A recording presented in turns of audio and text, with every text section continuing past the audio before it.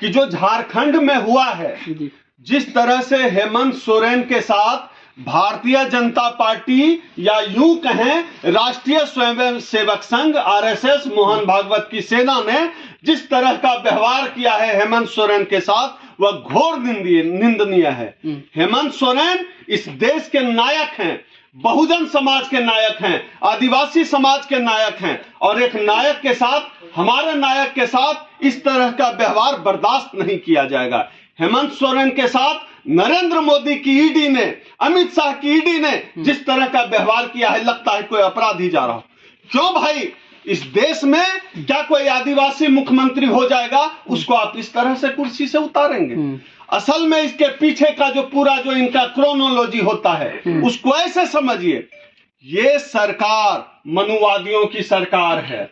ये सरकार दलितों, पिछड़ों, आदिवासियों को सिर्फ अपनी सेवा करते हुए देख सकते। इस सरकार को लगता है, आप देखकर सोच कर देखें ना, इस देश के प्रधानमंत्री ही आदिवासी को बनवासी कहते हैं। बनवासी कहते हुए शर्म नहीं आती? आदिवासी कहते हुए शर्म क्यों आती है? आदिवासी कहिए, मूल निवासी कहिए, और उनके पैरों के नीचे जो संपत्ति है, जो संसाधन है, जो कोयला है, जो सोना है, जो हीरा है, उससे पूरे देश की अर्थव्यवस्था टिकी हुई है। उनके कोयले से हमारे घरों में बिजली चलती है। ये बनवासी कहना बंद करें प्रधानमंत्री। और जो ये पूरा इनके मन में जो कंसेप्ट है, या जो मनवादी कंसेप्ट है कि जो है आदिवासी बनवासी हैं, जंगल में रहे, पत्ता लपेट के रहे, वह जो सुधीर तिहारी है, ये असल में जो है ये मूल रूप से आदतन अपराधी है। अंग्रेजी में कहते हैं हैबिचुअल क्रिमिनल। हैबिचुअल क्रिमिनल का टेक्निकल टर्म ये है जो आदतन अपराधी हो। आज क्राइम किया, कल भी करेगा, परसों भी करेगा, सुधर नहीं सकता है। ये आदमी जेल में रह के आया है, तिहाड़ जेल में रह के आया है, तिहारी चौधरी। तो यह आदमी आदतन अपराधी है, फिर क्राइम कर रहा है, फिर क्राइम करेगा, फिर क्राइम कर रहा है। मुझे लगता है इस सुधीर चौधरी को जेल नहीं भेजने की जरूरत है। इस सुधीर चौधरी को पागल खाने भेजा जाना चाहिए। यह आदमी वही डिजर्व करता है। असल में सुधीर चौधरी को सबसे ज्यादा खतरा तो इनके ऑफिस के सहकर्मियों को है। यह आदमी मानसिक रूप से, सुधीर चौधरी इस कदर विक्षिप्त हो चुका है कि हो सकता है कि ऑफिस में इसके सामने से इसका कोई सहकर्मी, कोई और पत्रकार, कोई चपरासी, कोई सिक्योरिटी गार्ड गुजरे, यह आदमी हपक लेगा उसको।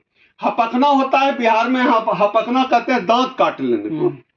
यह आदमी काट खाएगा सुधीर चौधरी। इस स्तर पे इसको जंजीर में बांध के इसको 1-1.5 साल तक के लिए किसी पागल खाने में ठीक से इलाज करना चाहिए। उसके बाद इसको जेल भेजना चाहिए। यह आदमी सुधीर चौधरी सभ्य समाज के लिए बहुत खतरनाक है। आखिर सोचिए, ये लोग जो ऐसा सोचते हैं, यह प्रवृत्ति कहां से आती है?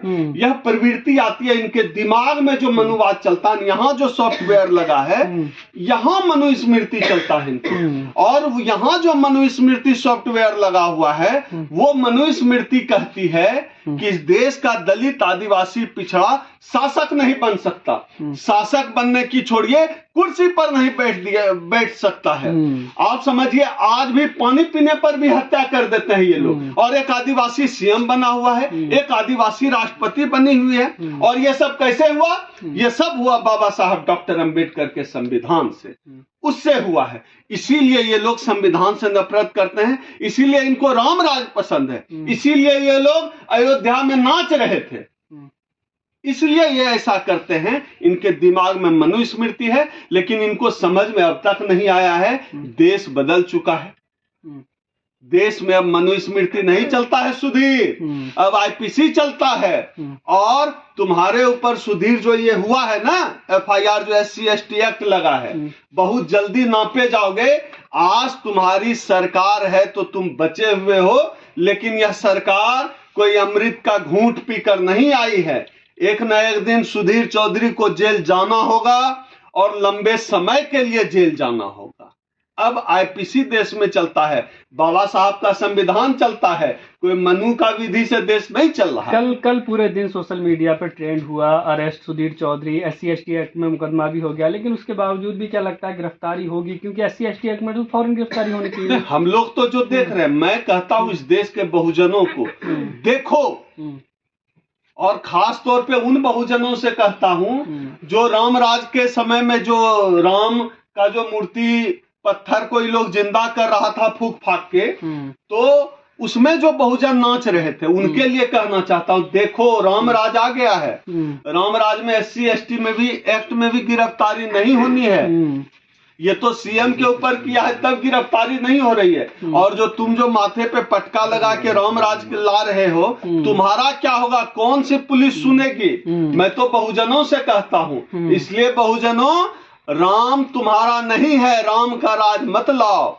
हम लोग शंभूक के वंशज हैं जिसका गला काटा गया, हम लोग एकलव्य के वंशज हैं जिसका अंगूठा काटा गया। इस देश में लड़ाई मनुवाद बनाम अंबेडकरवाद की है, मनु स्मृति बनाम भारतीय संविधान की है। तो देश के बहुजनों को संविधान के साथ खड़ा होना पड़ेगा, क्योंकि अगर यह संविधान चला जाएगा ना, तो फिर कमर में झाड़ू गले में हरिया 2024 खत्म होते होते ये इंतजाम मोदी जी, भागवत जी हम लोगों के लिए कर रहे हैं। भारत की मीडिया अपने मूल चरित्र में ही जातिवादी है। भारत की मीडिया अपने मूल चरित्र में SC ST OBC के खिलाफ है।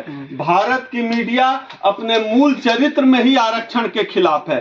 भारत की मीडिया दलितों, आदिवासियों को नंग धड़ंग देखना चाहती है, पिछड़ों को बदहाल स्थिति में देखना चाहती है। भारतीय मीडिया इसलिए संविधान से नफरत करती है। ये लोग गाहे बगाहे संविधान के खिलाफ बोलते रहेंगे, कभी कभी कोई अंबेडकर के खिलाफ भी बोल देता है, तो कभी कभी ये लोग SC ST आदिवासी का मजाक उड़ाएंगे, कभी दलितों का मजाक उड़ाएंगे। तो भारतीय मीडिया अपने मूल चरित्र में जनेऊवादी है। इसीलिए भारत की मीडिया जो मेन स्ट्रीम मीडिया है, उसको मैं मेन स्ट्रीम मीडिया नहीं कहता हूं, मनु मीडिया कहता हूं, जनेऊ मीडिया कहता हूं।